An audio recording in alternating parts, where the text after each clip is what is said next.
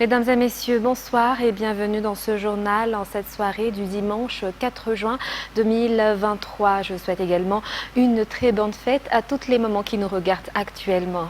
Dans les actualités de ce jour, mesdames et messieurs, parlons politique. L'accueil du couple présidentiel par la population de Marantsech a été également euphorique comme un 1 hier. La rencontre a été axée sur les réalisations et les travaux qui restent encore à faire à Marantsech, mais surtout le président de la République a accepté la demande de la population de faire de Marantsech et de Mananara Nord la 24e région de Madagascar qui sera appelée Ambatsu. Reportage de Judikel Rangenirine et Andoura Zajepe.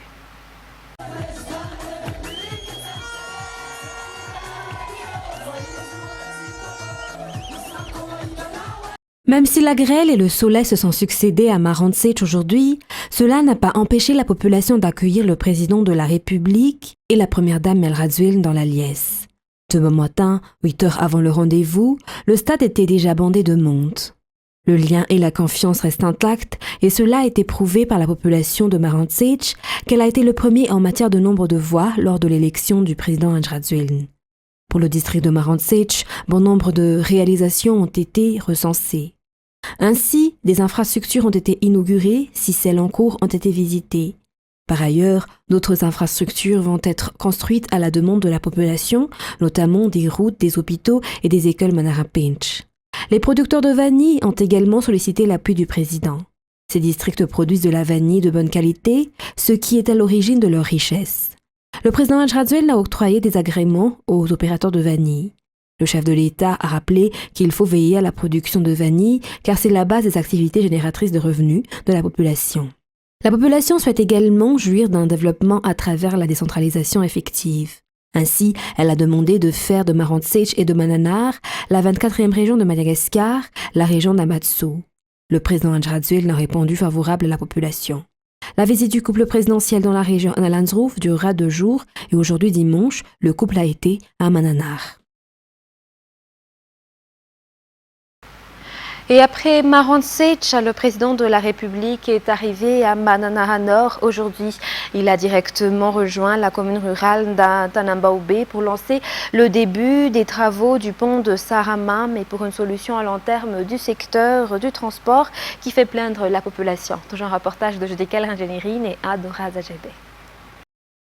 Madagascar fête ses 63 ans d'indépendance et pourtant Mananara Nord est encore en retard en matière de développement. L'État est en train de changer l'histoire et aucun district ne sera oublié, a martelé le président Malagasy. Et l'isolement et la dégradation de la route devront être solutionnés.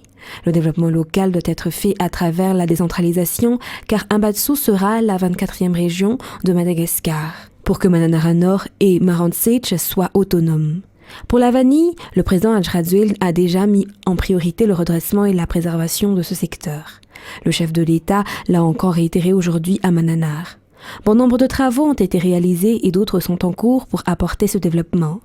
Tous les efforts pour rattraper le retard s'accentuent à travers les travaux dont les résultats sont palpables et qui impactent le quotidien de la population de Mananar, a souligné le président Melrazuil. Mananar bénéficie également d'infrastructures qui n'y ont jamais existé auparavant, comme ce stade où la rencontre avec la population s'est tenue aujourd'hui et qui sera transformé en stade Manara Pinch. Stade dont la pose de la première pierre a été faite aujourd'hui. Il y a eu également les bureaux régionaux comme celui de la population et de la protection sociale. Le secteur de la santé pour lequel a débuté aujourd'hui la construction d'un hôpital Manara Pinch. Mananar a aussi bénéficié d'un CSB2 Manara Pinch implanté à Nalaputsi. Des infrastructures qui apportent de l'amélioration et impactent directement le quotidien de la population. Un CSB2 aux normes équipé de congélateurs fonctionnant à l'énergie solaire pour conserver les vaccins. La salle de maternité avec un concentrateur d'oxygène. Durant cette visite du chef de l'État à Mananar, il a octroyé des véhicules 4x4 pour transporter les malades et des motos pour les mères. La population retrouve l'espoir à travers le développement apporté par le président de la République.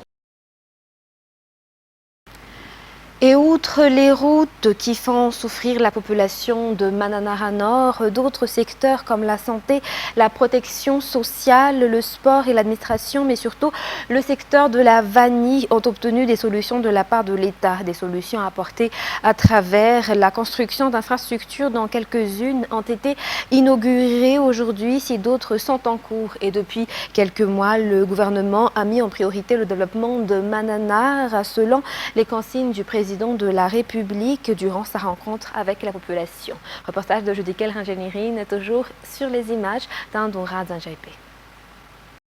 Outre la boue et la vétusté de la route reliant la commune de Mananara Nord à Saint-Jacat et Saramam, c'est ce pont de Saramam qui fait l'objet de plaintes de la population.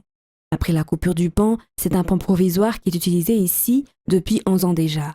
Pourtant, ce pont provisoire ne peut pas être utilisé à chaque montée des eaux et cela rend difficile le travail des transporteurs et des passagers.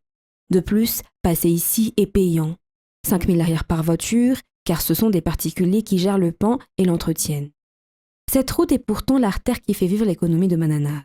Le président de la République est arrivé ici, à Antanambombe aujourd'hui, pour apporter des solutions, notamment la mise en place d'un pont balai à Saramam pour faciliter et fluidifier la circulation. Tous les matériels sont arrivés ici et les travaux se poursuivent. Les travaux ne s'arrêtent pas au pont car le président de la République a émis des consignes de réhabiliter la route reliant Mananara Nord jusqu'à Saint-Jacat pour que la population n'ait plus de difficultés à circuler et que les gros véhicules puissent utiliser cette route pour faciliter le transport des produits. Et justement, comme nous le savons, nous fêtons aujourd'hui la fête des mères. Justement, cette fête des mères est une fête célébrée une fois dans l'année dans divers pays pour faire honneur aux mères. Pour nous, à Madagascar, comme dans d'autres pays, la fête des mères a été célébrée aujourd'hui, dimanche 4 juin 2023. Nous allons suivre dans ce reportage l'histoire de la fête des mères.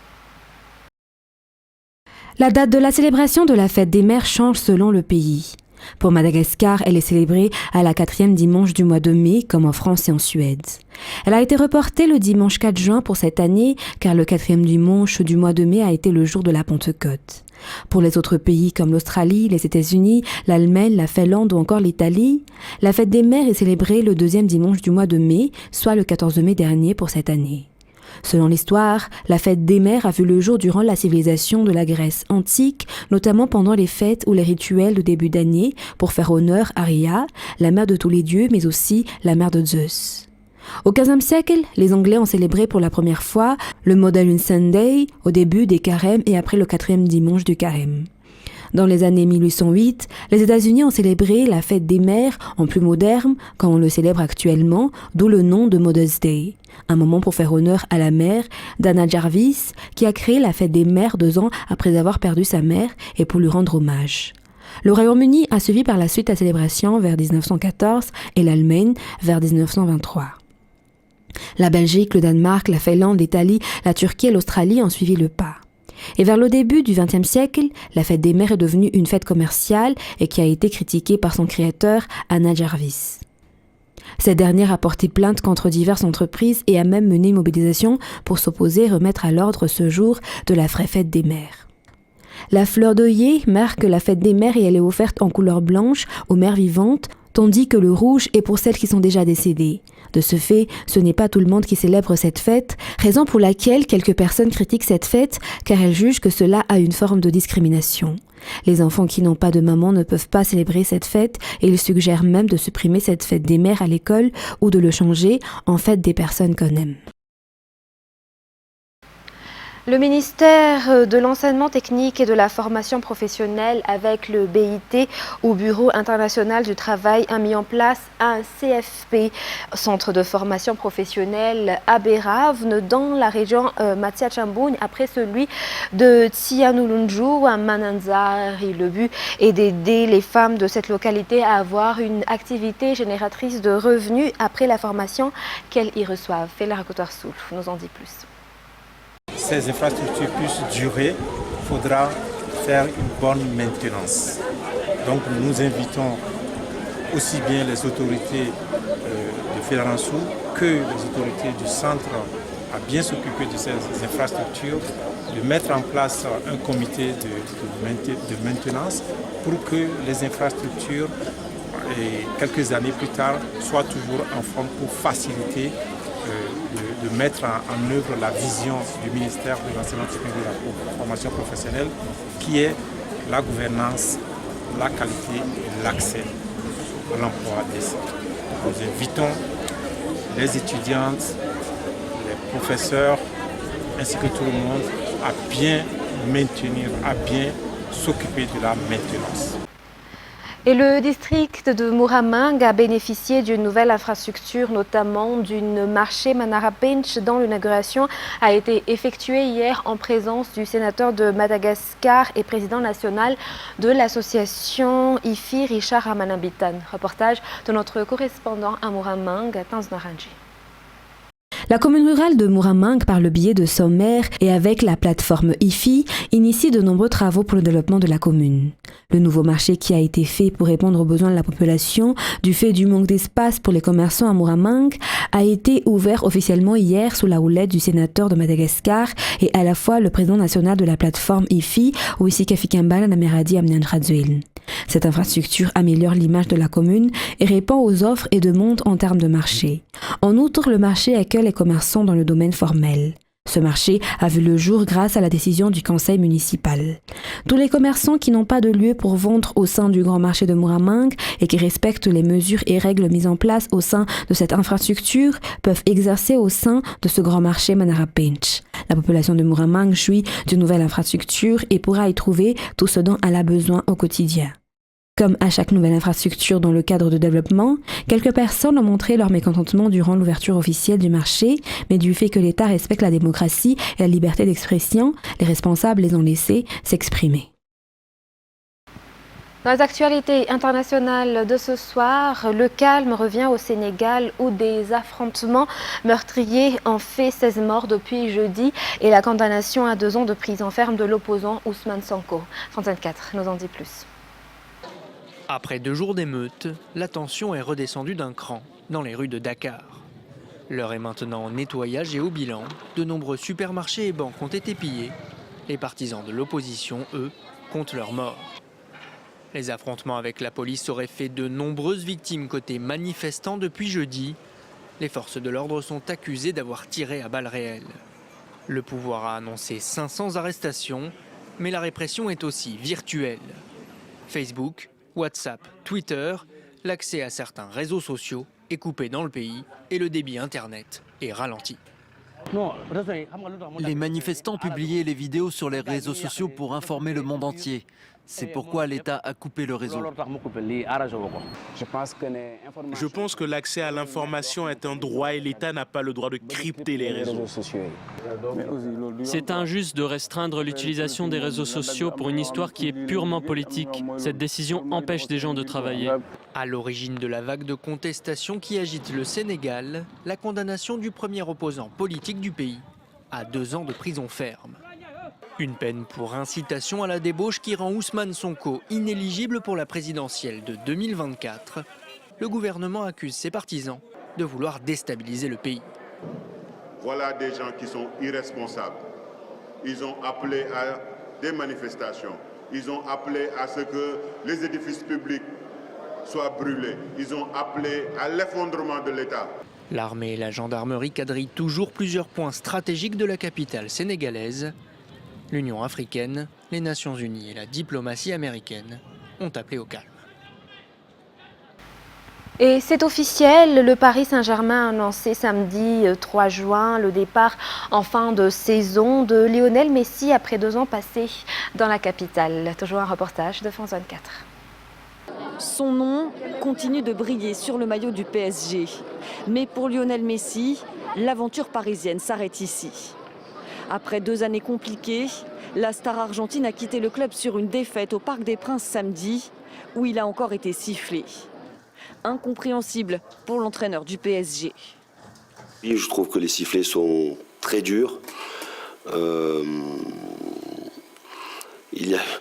À l'image de la saison, il y a eu des bonnes périodes, des périodes moins bonnes, mais c'est un grand professionnel. C'est le plus grand joueur de l'histoire du football.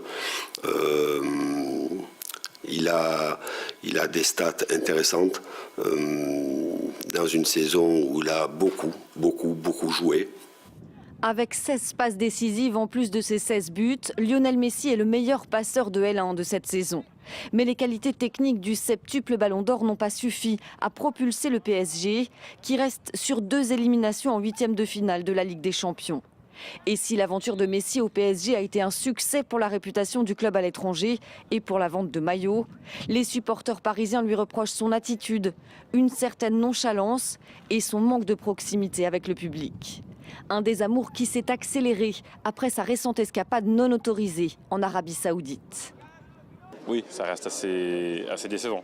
Pour moi, il ne restera pas dans les joueurs mémorables du Paris Saint-Germain. On ne va pas le regretter en termes d'efforts sur le terrain, etc.